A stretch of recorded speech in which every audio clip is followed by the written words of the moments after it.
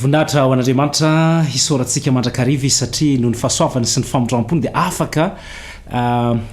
mifanatry tava indray sika amin'ny alalan'ny teknôlôjia moderna tambajotra tserasera afaka ihany koa mandre amin'ny onjapeo ka dia hisoratsika ny tompo any amin'izany fandaminana izany ao anatin'ity loha hevitra lehibe efa 10 andro miaraka amin'ny Kristy ity isika eo ihany koa zany no andraisantsika ny taridalana isan'andro dia eo amin'ny Kristy ka dia mino zany fa tao anatin'izay fotoana lavalava herinandro vitsivitsy izay dia efa nianana akaiky an' Jesosy isika ary izay raha teo moa tena fanirina sy tanjony izao fandarana izao mba hampifanakaiky antsika amin'ny Jesosy Kristy ka dia hiroso amin'ny taridalana ny toy ny taridalana isika amin'ity ora sy fotoana ity manasana ao hatrany mba hiombona ao anatin'ny vavaka.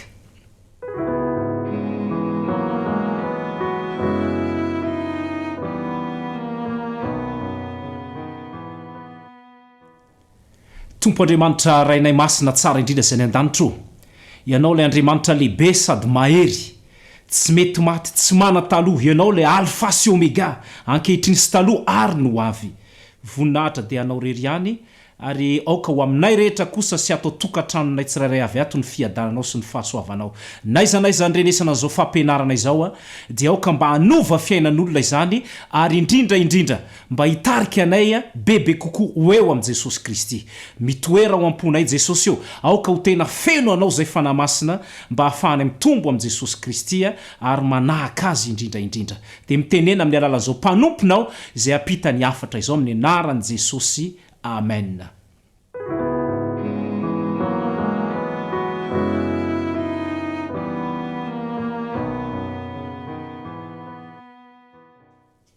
Ry ava malala mitoy zany zao ny afatra avy amin'ny taridalana ny boky dia amin'ny Kristy ny toko fa 12 moa zany mazava ho azy no hotoizantsika ilay loha hevitra lehibe inona no atao amin'ny fisalasalana raha misy zavatra tena mampidoza sy aretina goavana eo amin'ny fiainana kapobeny mihitsy fa indrindra eo amin'ny ara-panahy dia nyresaka momba amin'ny fisalasalana be dehibe ny olona no misalasala ary izy io ry havana dia paikadiny devoly io fisalasalana io satria izy mety tsy miteny aminao hoe diso ny baiboly mety tsy miteny aminao izy hoe tsy misy Andriamanitra mety tsy miteny aminao izy hoe diso zany sabata izany tsy andro fahafito zany mety miteny aminao mety tsy miteny aminao koa izy hoe ny batisa dia asitrika mety tsy miteny an'izany izy mety tsy miteny ihany koa izy hoe eny rehefa dia tsy fihinana na fihinana ny zava-padina sy ny zavatra maloto rehetra fa izao miteneniny hoe aza mbola miditra amin'izany asainy misalasala ianao amin'ireo karazam-pampianarana maro samy hafa dia ataony devoly misalasala ny olona mirosaina ny olona marina ve zany sa tsy marina tena tia tokoa ve no izy zany tokoa ve zany ny tokony ho atao tia ve ny tokony ho tandremana tia ve ny tokony ho hanina so dia mba tsy zany ary dia be dehibe ny fisalasalana enina dia ireo olona zay efa mahafantatra ny fahamarinana sy miorina tsara milaza azy ho tena miorina ao anatin'ny fivavahana aza mbola misalasala ny amin'ny famoronana hoe tena noforonona n'Andriamanitra tao anatin'ny enemana marina ve zao tontolo zao sa efa tapitrisan-taonany dia asainy devoly misalasala ary be dehibe fahalalana ry havana izay miampitombo amin'izao fotoana izao izay mampisalasala antsika reo mpahay siansa rehetra zay mahita voka-pikaroana dia miteraka fisalasalana eo amin'ny olombelona izany rehetrarehetra izany tadidy io fa paikadiny devoly ny mampisalasala anao ka tsy tonga amin'ny fanapahan-kevitra na oviana be dehibe ny olona zay manaraka fandarana mihaino conférence mihaino séminaire manatrika mivatana mihitsy ny fampianarana momba ny fahamarinana fa izao tsy mety tonga amina fanapahan-kevitra mihitsy reny olona reny satria satana mihitsy mampisalasala azy dia asainy maheno radio maro samihafa izy dia asainy maheno mpitoroteny maro samihafa amin'ny télé amin'ny Facebook ary dia tohatra mampianatra zavatra tohatra marina nefa oatra mifanohitra amin'ny baiboly reny rehetrarehetra ireny dia lasa misalasala ny olona za kosa androany dia milaza aminao manao hoe aza misalasala tsony manomboka izao ny amin'izay zavatra rehetra fantatrao sy efa nianaranao asy efa renao na tamin'ny fampianarana indrindra amin'izao onjam-peo izao tsy hamandalitra anao izahay tsy hampianatra zavatra diso anao izahay na sanatria hoe hitondra anao any amin'ny fahaverezana fa izao ihany ny lalana akaiky indrindra indrindra makeo am Jesosy Kristy ary zay no mahatonga antsika miresaky ny dio am Kristy aza misalasala ianao ny amin'ny fahamarinana avy amin'ny soratra masina fa tetikadiny satana izany toko sy andiny efatra no velabelarika eo anatin'ny fotoana foy mba hialantsika am'izany fisalasalana izany ny tsy ambaratelo efatra araky ny voalazan'ny taridalana de misy tsy ambaratelo efatra izay hialantsika amin'ny fisalasalana inona ary zany tsy ambaratelo zany voalohany de ny jaona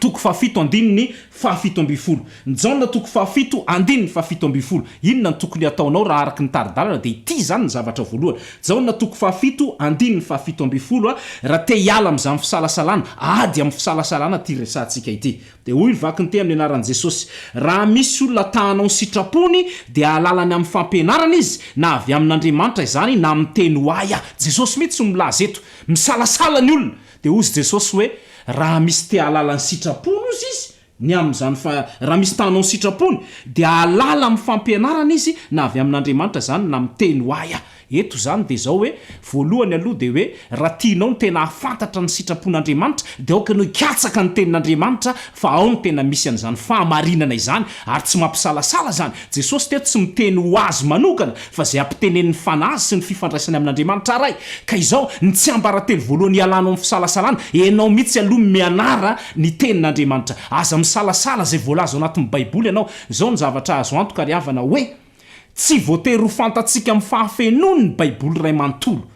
ary indraindray ny olona miezaka manakatra n'izay ao anatiny fa tahaka n'ilay tompony sy ilay nampanoratra n'izany ihany dia tsy manapetra Andriamanitra zay tena hoe tsy takatry ny sain'olombelona voafetra zany Andriamanitra zany ka ny teniny zany de misy foana ny zava-miafina ao anatin'izany tsy ary takatsika amin'ny atsipiriany ireo fahamarinana rehetra fa ny anjarantsika zany de hoe aoka ianao tena te ahalala ny sitrapon'Andriamanitra mihitsy ka izay zavatra tsotra sy mazava voalaza ao amin'ny baiboly zany ny tokony arahana zay zany ny ady voalohany amin'ity fisalasalana ity de ao anatin'io ihany koa de misy teboka tahaka an'izao ao anatin'izay voalohany zay hoe aoka zany mba tsy ny sitrapontsika no atao ny mahatonga ny olona zany misalasala de zao teanao ny sitrapony foana le olona rehefa hitany hoe diso tia fa ohatrany teanao izy de indraindray ampipo diso toerana fotsiny ny atony hiazonana sy hijanonanao amin'io fiangonana io de lasa misy problème zany fa misalasala izy ary ny sitrapony foana ny tiany atao manomboka izao aoka ny sitrapony Jesosy no ataontsika zay voalaza ny tenin'Andriamanitra sy ny didin'Andriamanitra zay no atao hoe sitrapon'Andriamanitra ka dia aoka zany isika mba tsy hanao zay sitrapontsika fa ndraindray io zany ny sakana lehibe mahatonga antsika tsy ho tonga eo am' Jesosy Kristy satria sitraponao foana ny tianao atao ary dia ny fahamarinana takatry ny sainao voafetra ny tianao atao ny faharesaesen-dahatra ao manokana conviction personnelle no entinao de lasa misalasala ianao na de efa misy fahamarinana fototra aza aoka hialana zany zavatra rehetrarehetra izany ka dia misy foana zany ny profo zay mety tsy ho takatry ny saina na de ny olona mahay indrindra sy ataontsika hoe manam-pahaizana mety misy zahatra foana tsy voazava na de voary kely monja na vitsika fotsiny aza mety tsy voazava manontolo reny rehetrarehetra ireny ka eto aoka ny sitrapon'Andriamanitra no ataontsika ny faharoa de zao mba hatonga antsika hiala amin'ny fisalasalana de ny salamo fa 4 andininy valo salamo fa 4 andininy fahavalo ny voalohany teo zany de hoe aoka tsy ny sitraponao no atao fa ny sitrapon'Andriamanitra ary meza mahalala ny sitrapon'Andriamanitra ny faharoa salamo 4 andininy valo de zao ny vaky ny teny amin'ny anaran'i Jesosy andramoka izao fa tsara Jehova sambatra izay olona mialoka aminy ny zavatra faharoa ndray zany de zao mba hialanao amin'ny fisalasalana enao mihitsy manandrana an'le izy manaova expérience manaova fanandramana andramoka izao fa tsara Jehova ho izy tsika nge mbola tsy nanandrana akory fa misy hevitra mibahana meloa mikasika amina fahamarinana anankiray dia zay ny mahatonga antsika tsy ho tonga eo amina fanapahan-kevitra fa misalasala mandrakariva manomboka izao zany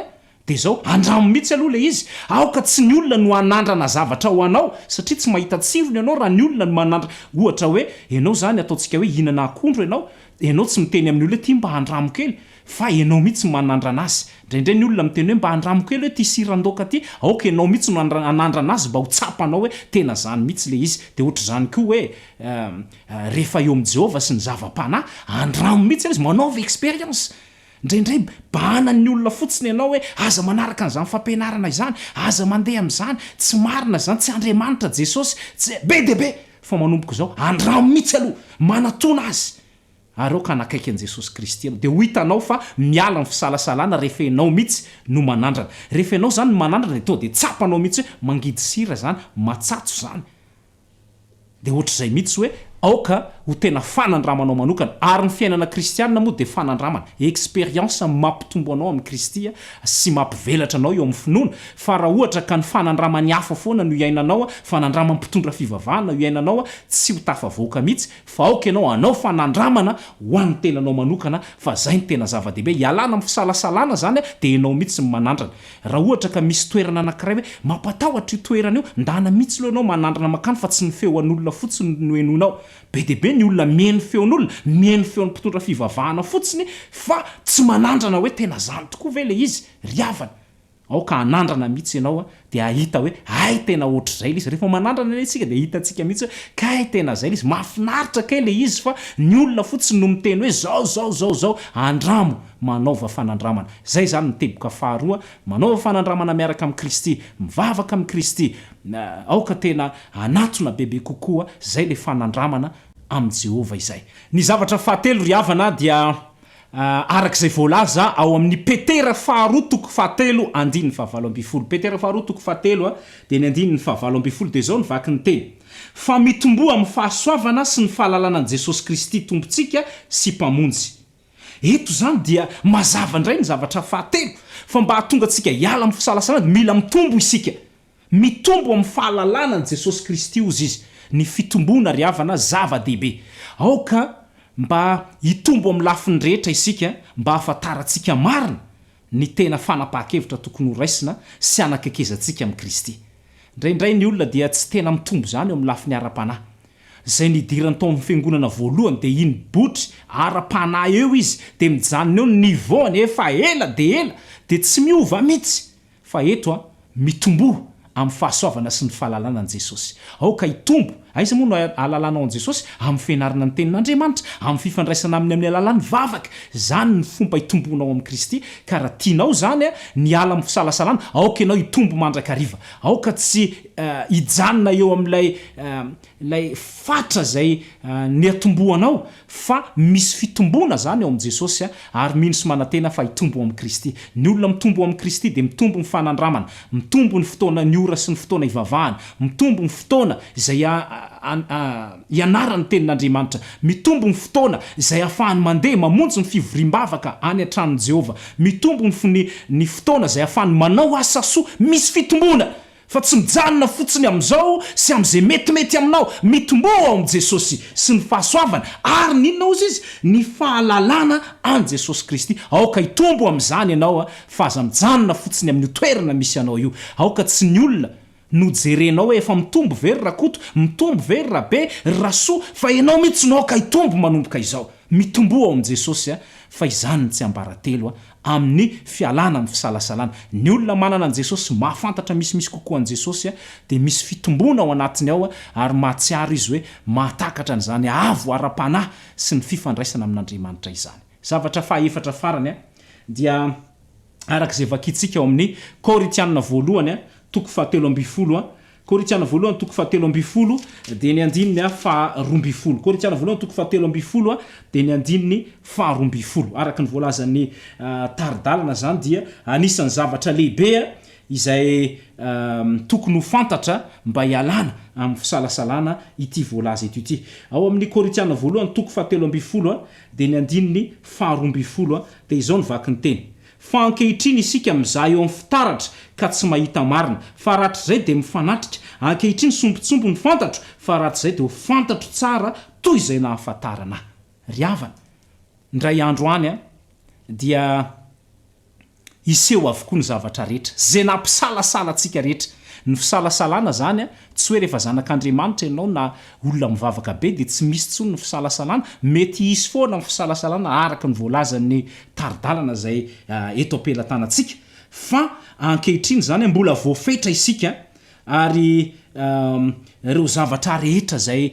hitantsika zao de ohatrany hoe mbola manjavozavo ihany ndraindray ary zay natonga ny teny ampiandohana hoe mety misy zavatra zay mbola tsy voatery takatra ao amin'ny fahafenony aloha atreto ary zay mihitsy ny ao amin'Andriamanitra misy zavatra foana zay tsy voatery takatra tsika amin'ny fahafenony ka zay ny mahatonga ny apôstôly Paoly eto milaza manao hoe ankehitriny isika mizaha eo amin'ny fitaratra ka tsy mahita marina fa ratry zay de mifanatrika. Ny dikan'izany ane ry havana de hoe mba hialana amin'ny fisalasalana de aoka ianao hanana finoana. Ny finoana moa zany de zavatra zay mbola tsy hitanao kanefa ianao efa miaina an'le izy sady, zany ny finoana zany. Zavatra zay mbola antenainao kanefa ianao efa miaina an'izany sady. Zavatra mbola tsy fantatrao fa ianao efa miaina an'izany sady. Zany no atao hoe finoana ry hava-malala. Ka ankehitriny zany ireo zavatra rehetra zay miseho rehetra ireo de ohatra ny mbola araka ny voalaza teo hoe mbola sombotsombo ihany ny fantatra fa ndray andro any hifanatrika am' Jesosy Kristy isika. Andray andro any isika dia ho fantatsika amin'ny fahafenon'ny ny zavatra rehetra ary zay ny tanjona. Aoka ianao hanana finoana aza mandeha amin'ny fahitana fa aoka andeha amin'ny finoana. Indraindray zay hita amin'ny masontsika de veritsika fa zay mamaritra amin'ny fiainana mandrakizay sy ny zava-panahy. Ry havana, mila mandeha amin'ny finoana isika, mila matanjaka amin'ny finoana. Ary raha ohatra ary ka hoe ahoana moa zany ny ahatonga anao hanana finoana matanjaka de hoe ny finoana de avy amin'inona ozy izy? Ny finoana de avy amin'ny toroteny ary ny toroteny de avy amin'ny tenin'ny Kristy, avy amin'ny tenin'Andriamanitra izany finoana izany. Tsisy afa-tsy ny fananana an' Jesosy, fifikirana amin'ny tenin'Andriamanitra, izany ny tena zava-dehibe ao anatin'ilay hoe manana finoana an' Jesosy miala amin'ny fisalasalana. Mandehana am'izay amin'ny finoana manomboka zao ialao ny fisalasalana rehetra. Be dehibe azo hitarina arak'izay azo atao hoe ny mahatonga ny olona rehetra misalasala sy tafajanona ary tena tsy nahomby mihitsy teo amin'ny fiainany ara-panahy, enina eo amin'ny fiainana ara-nofo aza de tsy fananana finoana. Andeha isika andeha amin'ny finoana fa izany ny ady amin'ny fisalasalana. Raha fitinina zany ry hava-malala dia nisy zavatra vitsivitsy zay hitatsika teo mikasika ny hoe inona ary ny fomba atao mba hialana amin'ny karazana fisalasalana rehetra izay hitatsika teo de ilay Jaona toko 7 de ny andininy 7:10 hoe fantaro ny sitrapon'Andriamanitra fa tsy ny sitraponao no atao. Zay zany no hitatsika voalohany. Ny faharoa zany de ilay hoe andramo mihitsy le izy mba tsy hampisalasalanao de manaova fanandramana mihitsy fa izay no ady amin'ny fisalasalana. Ny fahatelo de hitatsika tao amin'ny Korinthiana Petera voalohany Petera faharoa toko 7:7-12 azafady de le hoe mitombo amin'ny fahasoavana. Aoka ianao hitombo mandrakariva fa aza mianana fotsiny amin'ny toerana zay efa misy anao ary adina amin'ny fisalasalana faefatra ny adiny am'izany de lay finoana zao zavatra hitatsika maso rehetra izao de mandalo ihany, zao zavatra rehetra zao de manjavozavo ihany ary sombotsombony ihany ny fatatsika fa ho avy ny fotoana izay tena afataratsika amin'ny fahafenony. Aoka andeha amin'ny finoana ianao ka tsy salasala tsony manomboka izao. Ny tompo ane no hita sy ametraka ny teny rehetra zay niarantsika teo ao am-ponao ka manomboka izao ianao de tsy olona mpisalasala ny amin'ny fahamarinana zay fantatrao sy mandresy lahatra anao zay aloha atao dia manampy anao ny tompo eny andalana makany amin'ilay Jerosalema vaovao. Ka dia ny tompo no hitantsika rehetra raha sitrakao de andao hoentsika ambavaka ireo zavatra rehetra ireo. Hivavaka isika tompoko.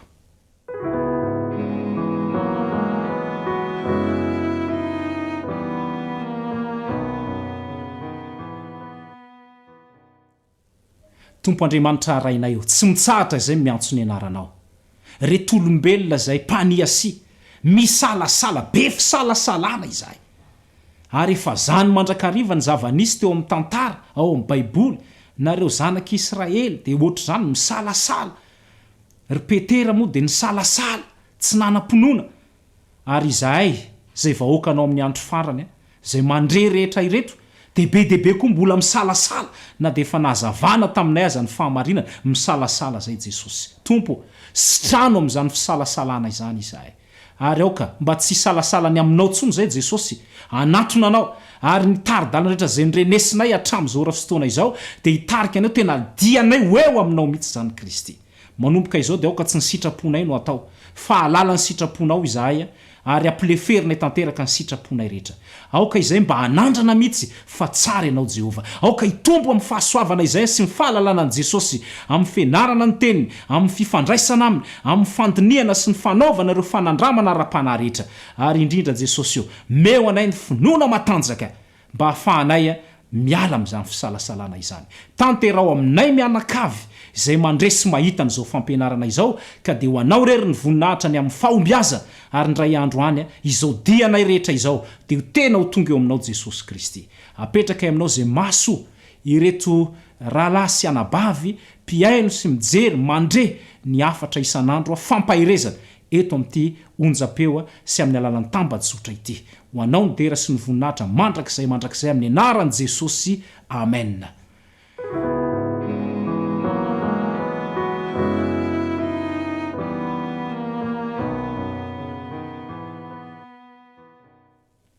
Dia izay indray ny fotoana izay nafahantsika niaraka mankasitraka anao tsy misaraka mandrakariva amin'izao tambajotra sy amin'ny onjam-peo mamintsika izao ny tompony omba sy tahanao mametraka amin'ny veloma mandra-piresaka indray.